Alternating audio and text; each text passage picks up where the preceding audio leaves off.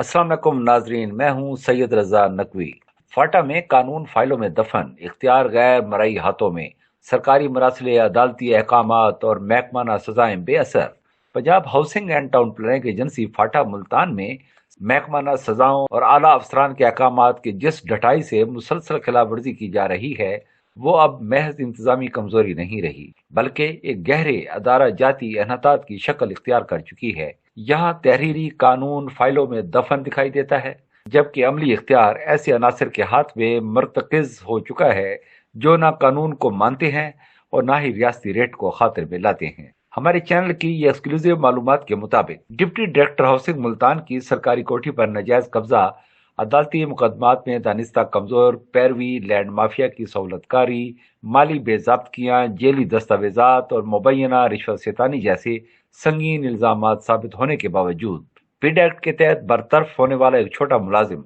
सदीक मुगल आज भी फील्ड में बाइख्तियार नजर आता है। उसके बरक्स वो अफसरान जिन पर कानून नाफिज करने की जिम्मेदारी आयद होती है, या तो खामोश तमाशाई बने हुए हैं या फिर अमली तौर पर सरप्रस्तों के किरदार में दिखाई देते हैं। यही खामोशी अब पूरे महकमे पर सबसे बड़ा सवालिया निशान बन चुकी है। इस पूरे मामले का मरकजी और फैसला कुन नुक्ता सेक्रेटरी हाउसिंग जनूबी पंजाब की जानिब से 19 जनवरी 2023 को जारी किया गया वो तफसीली सरकारी मरासला है जो बरह रास्त कानूनी हिकमत अमली, अदालती पैरवी और सरकारी मफाद के तहफ़्फ़ुज़ से मुतल्लिक था। मरासले में वाज़ेह हिदायत दी गई है कि सदीक मुगल वगैरह की बरतरफी के खिलाफ लाहौर हाईकोर्ट मुल्तान बेंच में ज़ेर समात रेट पिटीशन नंबर 7240 बटा 2022 और 8122 बटा 2022 में महकमाना महज रस्मी दिफा पर इक्तफा न करे, बल्कि फौरी तौर पर सीएम दायर करके मुकदमात की जल्द समात यकीनी बनाए। मजीद हुक्म दिया गया कि इन मुकदमात की पैरवी के लिए BS-17 या उससे बाला ग्रेड के सीनियर अफसर को बाज़ाब्ता तौर पर नामजद किया जाए, ताकि पीड एक्ट के तहत की गई कार्रवाई का मजबूत दिफा अदालत में पेश किया जा सके। इस मसले में सख्त इंतबाह किया गया था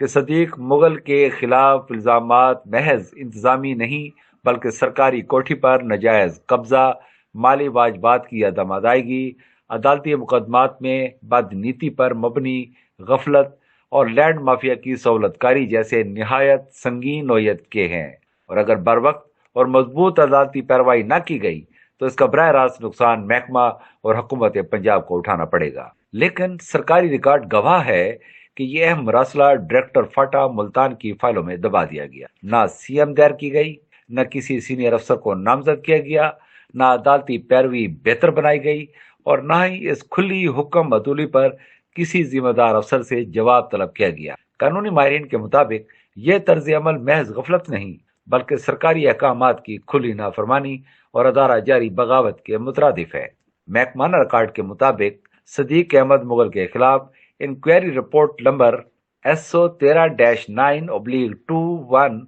फाटा MTN NQ INQ 2021 मुकम्मल की गई, जिसकी सरबराही उस वक्त के डायरेक्टर जनरल MDA कैसर सलीम ने की। रिपोर्ट में साबित हुआ कि स्केल 9 के ट्रेसर सदीक मुगल ने महकमाना कवायद की धज्जियां उड़ाते हुए ग्रेड 18 के डिप्टी डायरेक्टर की सरकारी कोठी नज़द गुलशन मार्केट मुल्तान गैर कानूनी तौर पर अलाट करवाई। 3 साल से ज्यादा अरसा वहां मुकीम रहा और 15 मार्च 2018 से 27 दिसंबर 2021 तक का हाउस रेंट अदा नहीं किया। इस इंक्वायरी में अदालती मुकदमात में दानिस्ता कमजोर पैरवी, लैंड माफिया को सहूलत फराहम करने के शवायद और मजमूई तौर पर 85 करोड़ रुपए मालियत की सरकारी कोठी से मुतल्लिक बेज़ाब्तगियां भी रिकॉर्ड पर आईं। इन नाकाबिले तरदीद हक़ैक़ की बुनियाद पर सेक्रेटरी हाउसिंग जनूबी पंजाब जवेद अख्तर महमूद ने 10 मई 2022 को सदीक मुगल वगैरह को पीड एक्ट के तहत मुलाजमत से बरतरफ किया, मगर बाद अदालती हुक्म इम्तनाई की आड़ में वो दोबारा फील्ड में फाल हो गया। सूरत हाल उस मजीद संगीन हो गई जब director housing region Multan Malik Manzoor Ahmad ने मुसलसल हुक्म अदूली पर 30 मार्च 2023 को हुक्म जारी किया कि सदीक मुगल को कमर्शियल तामीरात में बेज़ाब्तगियों, कन्वर्जन फीसों की अदम वसूली और लाखों रुपए की मुबैना रिश्वत सितानी का मुर्तकिब करार देकर उसकी खिदमात डायरेक्टर जनरल हाउसिंग पंजाब को वापस भिजवा दी। जराये के मुताबिक मलिक मंजूर अहमद की रिटायरमेंट के बाद सदीक मुगल एक बार फिर मुल्तान वापस आने में कामयाब हो गया اور جیل سازی اور لوٹ مار کا سلسلہ دوبارہ شروع ہو گیا۔ جیل سازی کی ایک اور سنگین مثال میمو نمبر 755 مورخہ 21 مئی 2024 ہے، جو ڈپٹی ڈائریکٹر فاٹا سب ریجن ملتان نے سب رجسٹرار اربن سٹی ملتان کو ارسال کیا۔ اس مراسلے میں انکشاف ہوا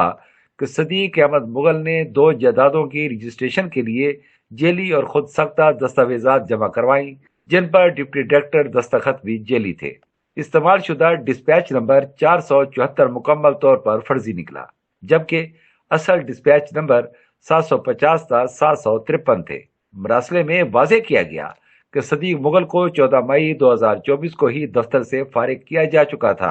اور اینٹی کرپشن اسٹیبلشمنٹ ملتان اور پولیس اسٹیشن نیو ملتان میں FIR کے اندراج کی سفارش بھی کی گئی۔ اس کے باوجود صدیق احمد مغل مبینہ طور پر آج بھی طاقتور دکھائی دیتا ہے۔ فاٹا ہاؤسنگ سکیموں، گولگشت نیو ملتان اور ممتاز آباد میں الاٹیوں اور پراپرٹی مالکان کی قیمتی فائلوں میں چھیڑ چھاڑ اور بائی لاز کے سرین خلاف غیر قانونی تعمیرات دھڑلے سے جاری ہیں۔ اسی صورتحال پر regional director FATA region Multan Chaudhry Ijaz Latif نے مراسلہ نمبر 1206 تاریخ 31 دسمبر 2025 کے ذریعے تمام ڈپٹی ڈائریکٹر کو سخت انتباہ جاری کیا، لیکن ڈپٹی ڈائریکٹر ملتان سب ریجن عارف اکرم نے بھی ان احکامات کو ہوا میں اڑا دیا۔ عوامی اور سماجی حلقوں میں خاص طور پر عارف اکرم کے کردار پر شدید تشویش پائی جاتی ہے۔ شہریوں کا الزام ہے کہ مخصوص کمرشل عمارات کو سیل کر کے بعد ازاں مبینہ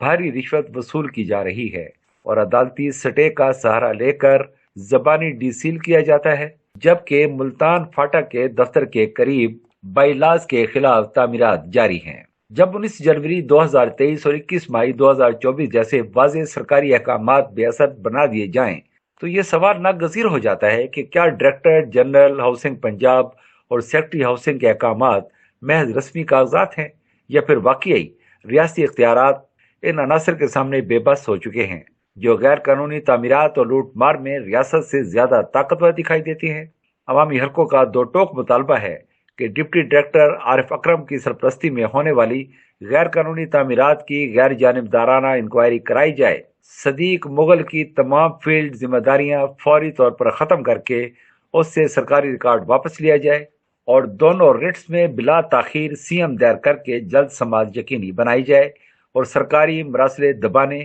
قانون کو یرغمال بنانے